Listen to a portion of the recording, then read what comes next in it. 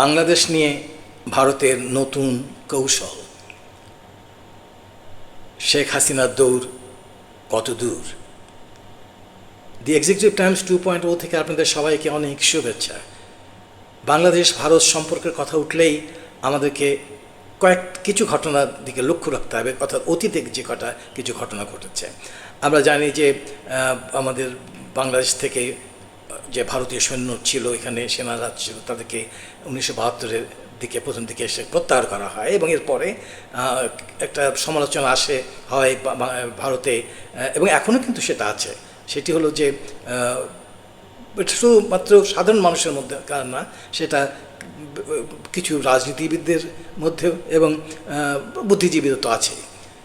সেটি হলো যে সমালোচনাটা হলো যে ইন্দিরা গান্ধী বড় ভুল করেছে এই সৈন্যগুলোকে প্রত্যাহার করে, নইলে বাংলাদেশের সঙ্গে এই যে বর্তমান আমাদের সমস্যা, সেই সমস্যাগুলো থাকতো না। যাই হোক, আমরা দেখেছি এরপরে 1974 সালে। তবে অবশ্যই একটা জিনিস আমাকে বলতে হয় এখানে, যে ইন্দিরা গান্ধী কিন্তু শুধু যে শেখ মুজিবুর রহমান সাহেব বলেছিলেন যে তোমরা সৈন্য উঠিয়ে নাও, সেজন্যই উঠান নেই, শুধুমাত্র সে কারণেই না, তখন কিন্তু তার উপরে একটা চাপ ছিল, একটা ডিপ্লোম্যাটিক প্রেশার ছিল তার উপরে। কারণ আমরা জানি যে যেটা ইউএনের জেনারেল অ্যাসেম্বলিতে, সেখানে 104/11 ভোটে, অর্থাৎ 104 ভোটে পাশ হয় একটি রেজলিউশন। সেখানে 11টি ভোট সেখানে তার বিপক্ষে পড়ে। তো সেটা ওভারওয়েলমিং মেজরিটি, অর্থাৎ 104 ভোটে সেটা পাশ হয়। সেটি হলো যে ভারত আগ্রাসন করেছে, অর্থাৎ সে আগ্রাসনবাদী একটা দেশ। তো এই সমস্ত যে অসুবিধাগুলো ছিল, সেখান থেকে বেরিয়ে আসার একটা পথ ছিল। সেটা হলো যে যখন সে উঠিয়ে নিল, তখন বিশ্বকে দেখাতে পারলো যে দেখো, ভারত কিন্তু এই বাংলাদেশকে দখল করার জন্য করেনি, বা ইন্ডিয়াকে, পাকিস্তানকে শুধু ভাঙার জন্য করেনি। এই যে বাংলাদেশের মানুষের যে কামনা, যে আশা, যে আকাঙ্ক্ষা, সেটারই প্রতিফলন ঘটানোর জন্য যা করা দরকার, সেইটুকু সাহায্য সে করেছে। এরপরে আমরা জানি যে 1974 সালের দিকে আমাদের শেখ মুজিবুর রহমান সাহেবের একটু দক্ষিণ, অর্থাৎ ডানপন্থী হিসাবে আবির্ভাব হওয়া সামান্য হলেও। তাজউদ্দিন সাহেবের সঙ্গে আমরা যেটা আমি নিজেও শুনেছি, তখন আমি যেটা বিভিন্ন সোর্স থেকে, সত্য মিথ্যা আমি জানি না, সেটি হলো যে তাজউদ্দিন সাহেব নাকি প্রো ইন্ডিয়ান ছিলেন, এবং শেখ মুজিবুর রহমান সাহেবের সঙ্গে তার মতে মিল হয়, যার কারণে 1974 সালে তাজউদ্দিন সাহেব তিনি ফিনান্স মিনিস্টার থেকে, অর্থাৎ এই যে অর্থমন্ত্রী থেকে পদত্যাগ করেন। এখন এরপর আমরা জানি 1975-এ তার মৃত্যুর ঘটনা। এরপরে জিয়াউর রহমান সাহেব আসলেন, এবং আমরা জিয়াউর রহমানের পলিসি আমরা জানি, তিনি স্বাধীন চেতা মানুষ। বাংলাদেশকে তার একটা স্বীয় মর্যাদায় তাকে প্রতিষ্ঠিত করার জন্য তিনি চেষ্টা করেছেন, শুধু না, এবং তিনি অনেকটা সাকসেসফুল হয়েছেন। জাতীয়তাবাদী যে চিন্তা ধারণা, সেটাকে তিনি প্রতিষ্ঠিত করেছেন। এখানে ভারতের সঙ্গে একটু বনিবনার অভাব ছিল, আমরা জানি।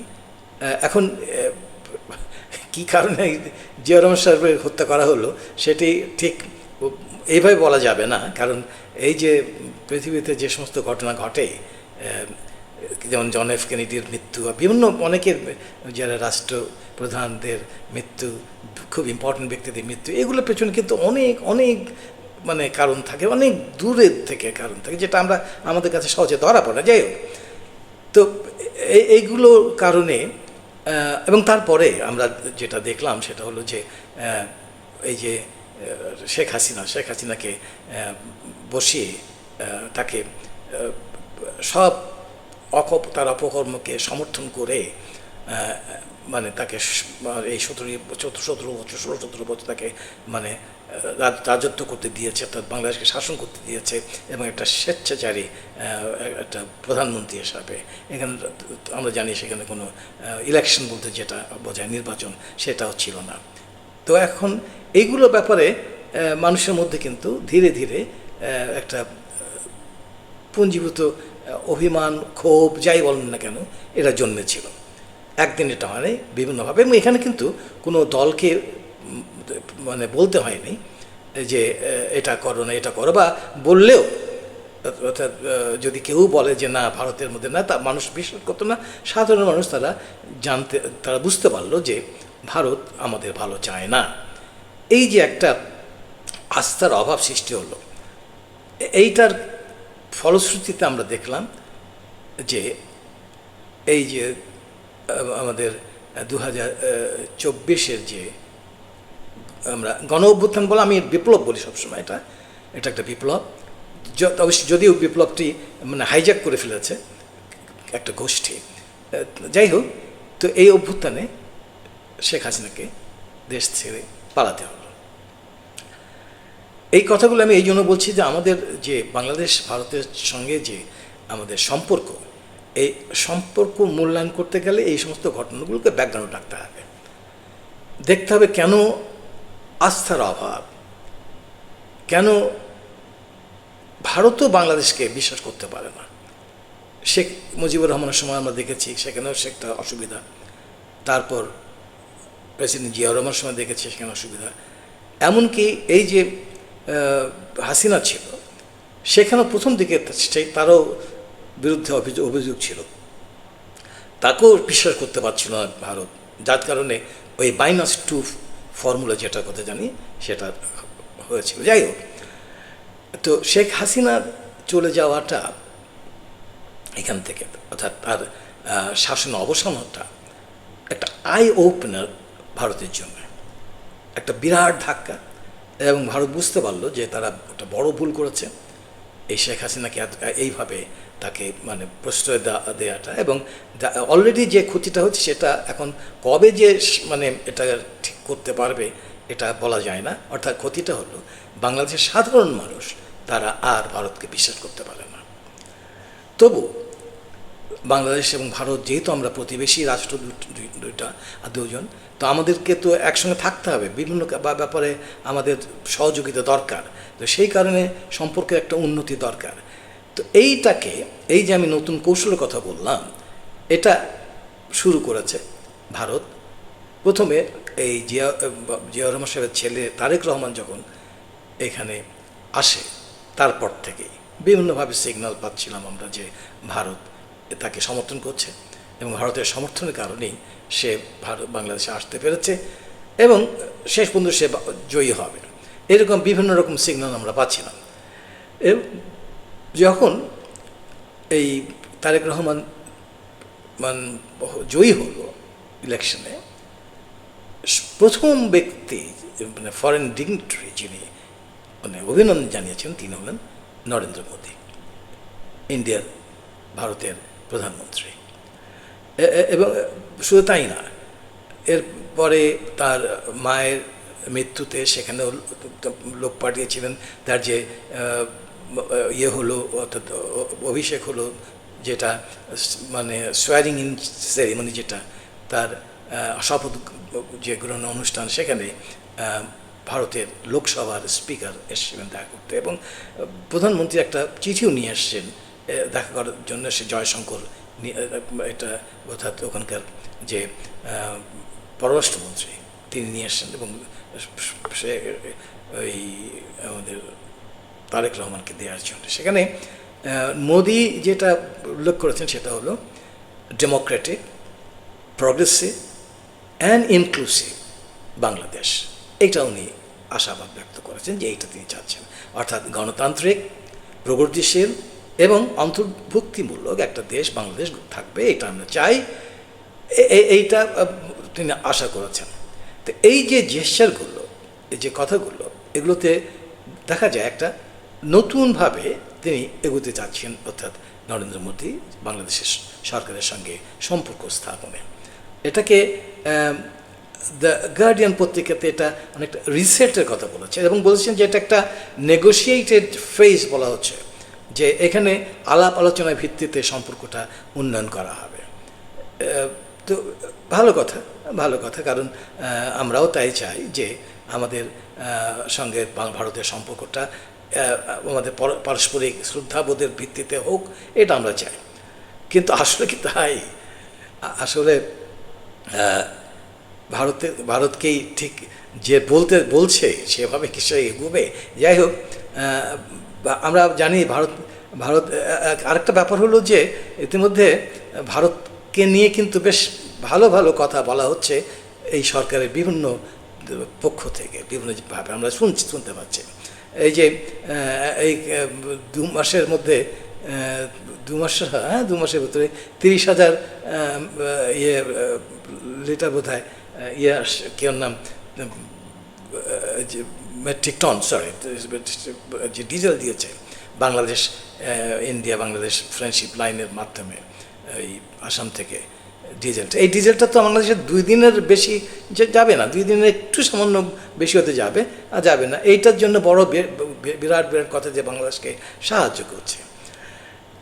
এখন পর্যন্ত কিন্তু মানে ভিসা, মেডিকেল ভিসাটা দিচ্ছে ওটা তা পুরোপুরি দেওয়া হয় না, দেবে বলছে দেবে, কিন্তু খুব কশাসলি তারা এগোচ্ছে।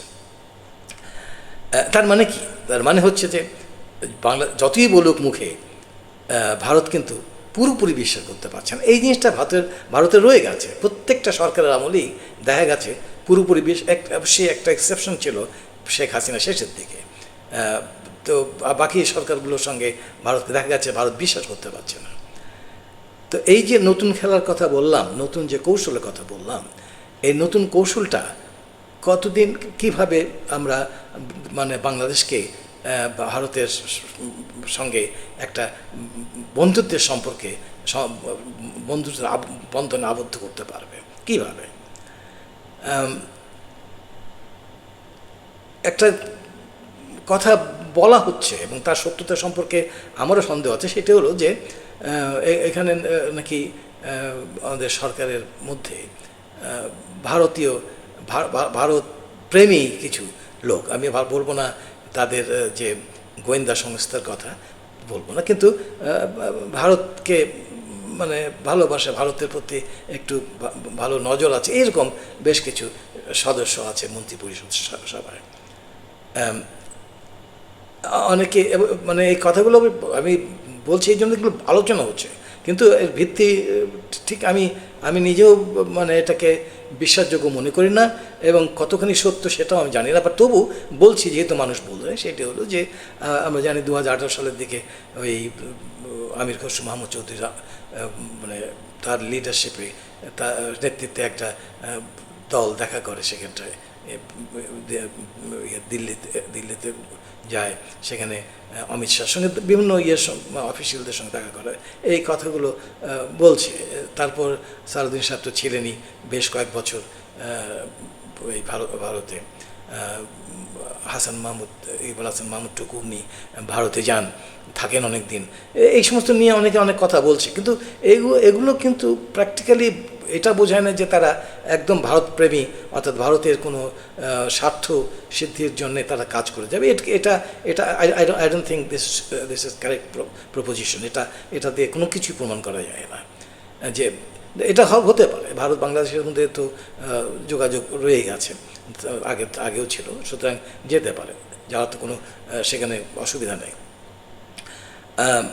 আর ভারতের সঙ্গে আমরা জানি যে আমাদের সম্পর্কটা বহুমাত্রিক, একটা না। এখানে সিকিউরিটি কনসার্ন সে ভারতের যেটা ছিল সেটা আর এখন অত বেশি বলছে না নিরাপত্তার ব্যাপারে, কারণ তারা জানে যে অবশ্যই তারেক রহমান সাহেব বলে দিয়েছেন যে না, এখানে বাইরের কোনো কেউ কাজ করতে পারবে, অর্থাৎ কোনো ভারতের বিরুদ্ধে যে সমস্ত জঙ্গি গোষ্ঠী, তাদের কোনো আস্তানা হবে না এখানে। তো এই জিনিসগুলো ভারত অ্যাসিওর্ড যে এটা হবে না।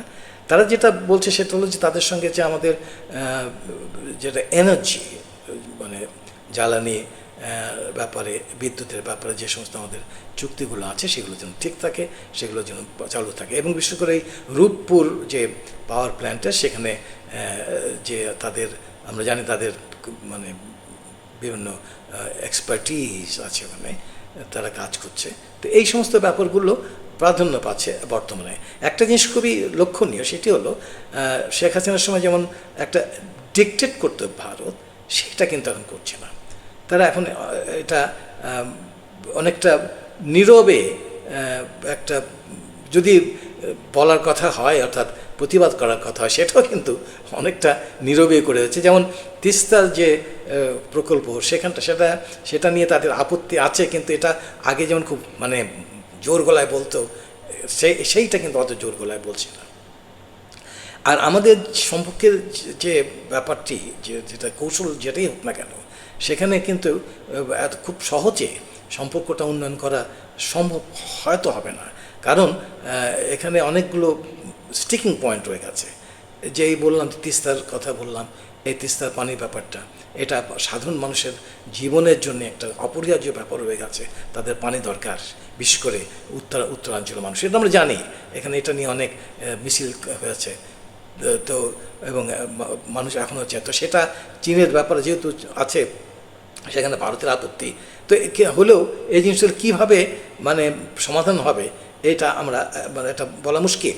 এবং এগুলোর জন্য হয়তো একটা পর্যায়ে গিয়ে আবারও সেই পুরাতন অবস্থা সৃষ্টি হতে পারে। এই কৌশল কতখানি কাজ করবে, নতুন কৌশল, সেটা এখন বলা মুশকিল। এছাড়া আরও অনেক ব্যাপার রয়ে গেছে, শুধু এই যে এনার্জির ব্যাপার শুধু তাই না।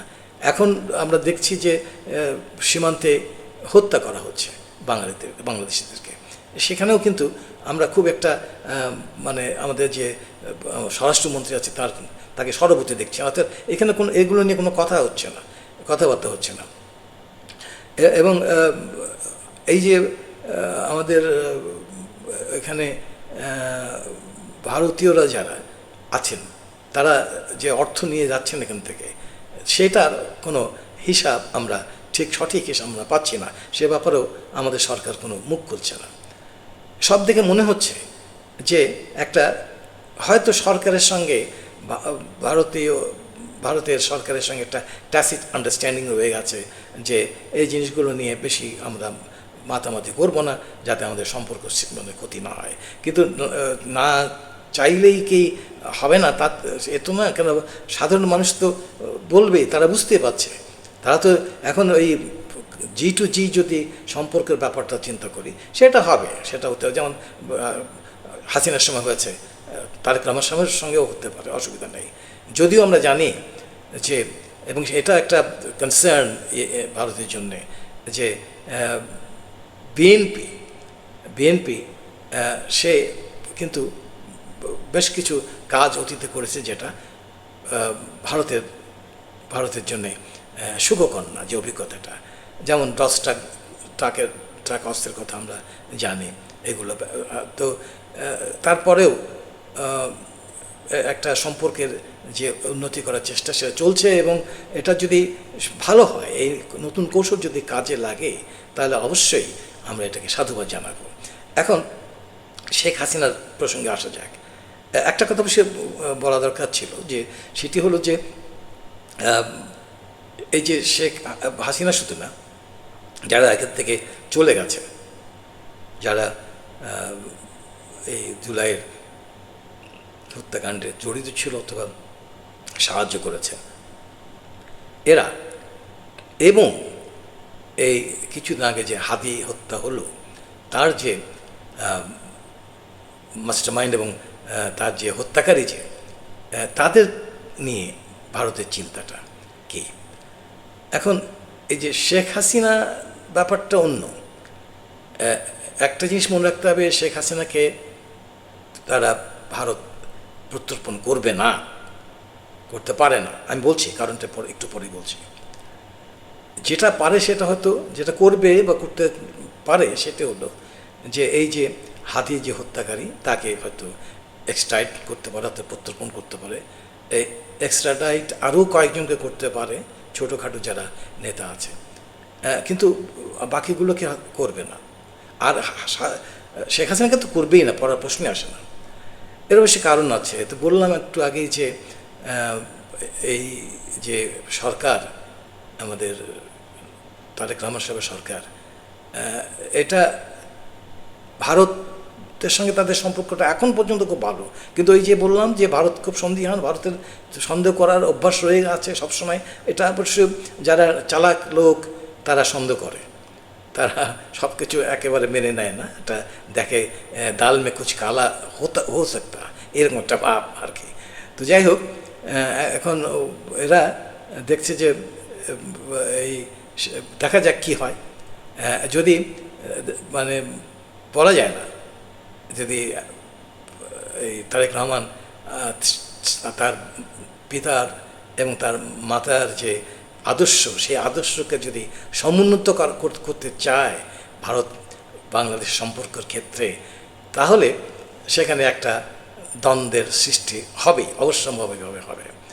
এখানে আমরা জানি যে জিয়া রহমান সাহেব তিনি ওইটা একটু আগেই বললাম, এবং খালেদা জিয়াও ভারতের সঙ্গে অত মাখামাখি করেন এবং ভারতকে অত প্রশ্রয় দেননি এবং সম্ভাবনা দেওয়ার তাদের জন্য। তারা জাতীয়তাবাদী আদর্শে বিশ্বাসী। তো যদি এই এমন এই অবস্থা হয়, তারেক রহমানের যদি সেই মতি বর্তমান যে তারেক রহমান তার যদি চেঞ্জ হয়ে যায়, অর্থাৎ এটা ভারতের পার্সপেক্টিভ থেকে, তখন একটা অল্টারনেটিভ দরকার। তো এখন কিছু কিছু জিনিস আমাদের সামনে আসছে, সেটা হলো যে এখানে যে আমাদের ক্রাইসিস, এখন তেলের যে ক্রাইসিস চলছে, এর জন্য মানুষের মধ্যে ক্ষোভ রয়ে গেছে, এবং কদিন পরেই দেখা যাবে অলরেডি বিদ্যুতের যেটা রেশনিং হচ্ছে, অর্থাৎ লোডশেডিং বিভিন্ন জায়গায় হচ্ছে, এটা আরও প্রকট হবে, এটা আশঙ্কা করা হচ্ছে। জিনিসপত্রের দাম বেড়ে গেছে। এখন সাধারণ মানুষের মধ্যে কিন্তু ওই যে আগে আমাদের তারেক রহমান আসার সময় যে একটা যে উচ্ছ্বাস, যে আনন্দ, যে হই হাল্লা, এই তো আমাদের ত্রাণকর্তা, এইরকম একটা ভাব, সেটা কিন্তু এখন আস্তে আস্তে স্তিমিত হয়ে যাচ্ছে এই সমস্ত কারণে, এবং শেষ পর্যন্ত হতেও পারে মানে খারাপ আরও, অর্থাৎ তার পপুলারিটি একেবারে নেমে যেতে পারে। যদিও আমি মনে করি না যে বর্তমান যে অপোজিশন, যে অর্থাৎ জামায়াত ইসলামের এবং তার সঙ্গে 11 দলের যে যারা আছে, এরা একটা বিরাট কিছু করে ফেলবে। অর্থাৎ তারা দু একটা প্রসেশন বের করবে, হয়তো মিছিল করতে পারে, হইহাল্লা করতে পারে, কিন্তু ওই যে অনেকে বলছে যে আর একটা গণ অভ্যুত্থান, এইটার সম্ভাবনা এখন নেই। অনেক এই কথার অন্য সময় অন্য একদিন ব্যাখ্যা করব, বেশ কিছু কারণ আছে যার এটা আমি সম্ভাবনা দেখছি না। তবে 5 বছর পরে, মেয়াদের পরে, তখন কিন্তু একটা মানে হয়তো এই সরকার আর হয়তো ক্ষমতায় আসতে নাও পারে। যাই হোক, বর্তমানে যে একটা অস্থিরতা, এই অস্থিরতা জন্যে যদি বিএনপি তারা ভারতের কাছে সঙ্গে কিছু মানে বিষয়ে একটু মানে গড়তুমি করে, অর্থাৎ তাদের কথা যদি ভারতের কথা না শোনে, তখন কিন্তু ওই শেখ হাসিনা তাদের জন্যে দরকার পড়বে। আমি কীভাবে একটু বলছি, তার আগে একটা জিনিস বলে রাখি, সেটা হলো শেখ হাসিনা শুধু এই সরকারের না, অর্থাৎ এই মোদির জন্য না, শেখ হাসিনা কিন্তু খুবই প্রিয়ভাজন ব্যক্তি আমাদের ইন্ডিয়ার কংগ্রেসের কাছে। সুতরাং সব দল মতের কাছেই শেখ হাসিনা একজন গ্রহণযোগ্য ব্যক্তি, তাকে প্রত্যর্পণ করা এবং এটা একটা চিন্তার মানে করা যায় না, তারা চিন্তা করতে পারছে না। এবং একদিক দিয়ে কিন্তু বাংলাদেশেরও একটা মানে অত বেশি, যদিও বলছে খলিলুর রহমান যিনি ফরেন মিনিস্টার, তিনি বলছেন যে উনি গিয়েছেন ওখানে এই প্রসঙ্গ তুলেছেন, এটা বলছেন এটা একটু জাস্ট লোক দেখানো, যেহেতু গেলে এটা কথা বলতে হয় যাতে সাধারণ মানুষ মনে করে না ঠিক আছে, আমাদের পররাষ্ট্রমন্ত্রী ওখানে গিয়ে শেখ হাসিনাকে প্রত্যর্পণ কথা বলছে, তার কাজ করছে, এগুলো দেখানোর ব্যাপার। কিন্তু আসলে বাংলাদেশে হয়তো চায় না যে সে আসুক, কেন আসলে একটা অনেক কমপ্লিকেশন, অনেক জটিলতা সৃষ্টি হবে এখানটায়, এটা জানে যে। তো যাই হোক, তো শেখ হাসিনাকে কিন্তু ওই যে বললাম যে কারণে দরকার, এটা তো আছে, তাকে ওখানে রেখে দেওয়ার যৌক্তিকতা, যে সে মানে ভারতের বন্ধু, একদম পরীক্ষিত বন্ধু, তো তাকে তো ফেরত দেওয়া যায় না, তো মৃত্যুদণ্ডপ্রাপ্ত ব্যক্তি, তো সেই জন্য তাকে ফেরত দেওয়া হবে না, এরকম তো কারণ আছে। তার চেয়েও একটা বড় কারণ আমার কাছে মনে হয়, সেটা হলো একটু বললাম যে তাকে একটা অনেকটা ইন্স্যুরেন্সের মতো, একটা বিমার মতো করে রাখা আছে, অর্থাৎ যদি কোনো একটা সমস্যা আসে তাহলে কিন্তু বাংলাদেশে যদি একটা জটিল পরিস্থিতির সৃষ্টি হয়, এখানে এই যে মানুষে বললাম অসন্তোষ শুরু হয়েছে, এবং এই যে আমরা যেটা দেখছি যে ছাত্রলীগ কিন্তু নতুন রূপে ছাত্র দলের মধ্যে দেখা যাচ্ছে। আনফর্চুনেটলি তারা ওই ছাত্রলীগ যে ব্যবহার করতো সেটাই শুরু করেছে। বিভিন্ন জায়গায় আমরা দেখতে পাচ্ছি, আমাদের জার্নালিস্টদের আজকেই আমি দেখলাম খবরে যে কিছু সাংবাদিককে পিটিয়েছে ছাত্রদলের সব মানে কিছু নেতা তারা। তো এই জিনিসটা অত্যন্ত নিন্দনীয়। তো এই কাজটা তারা করছে, এবং তাদের বললাম যে ওই ছাত্রলীগ যেটা করতো সেটাই কিন্তু ছাত্রদল এখন করা শুরু করেছে। তো এগুলো কিন্তু একটা মানে একটা খারাপ অবস্থার সূচনা করার লক্ষণ আর কি, খারাপ দেশের জন্যে অশান্তির সূচনা করার একটা লক্ষণ। তো এই জিনিসগুলোকে কাজে লাগিয়ে শেখ হাসিনাকে দিয়ে বাংলাদেশে নতুন করে আওয়ামী লীগকে প্রতিষ্ঠা করার একটা চেষ্টা করা যে হতেও পারে। এবং একটা জিনিস মনে রাখতে হবে, শেখ হাসিনা কিন্তু এখনও তিনি লিগালি বাংলাদেশের অর্থাৎ কনস্টিটিউশনালি বাংলাদেশের কনস্টিটিউশন অনুযায়ী তিনি বাংলাদেশের প্রধানমন্ত্রী। তো এখন সেই জন্য বলছিলাম যে আমাদের শেখ হাসিনার দৌড় শুধু মসজিদ পর্যন্ত, তার চেয়েও আরও বেশি দূরে। শেষ করার আগে আমি একটা ছবির কথা, সিনেমার কথা বলছি। এটা শাহরুখ খানের চেন্নাই এক্সপ্রেস, সম্ভবত হ্যাঁ চেন্নাই এক্সপ্রেসের ছবি। তার একটা শাহরুখের এক ডায়ালগের একটা অংশ উদ্ধৃত করছি, সেটি হলো যে do not underestimate the power of a common man. আমি তারই প্রতিধ্বনি করে আমি বলতে চাই, do not underestimate the power of a powerless woman. আবারও দেখা হবে।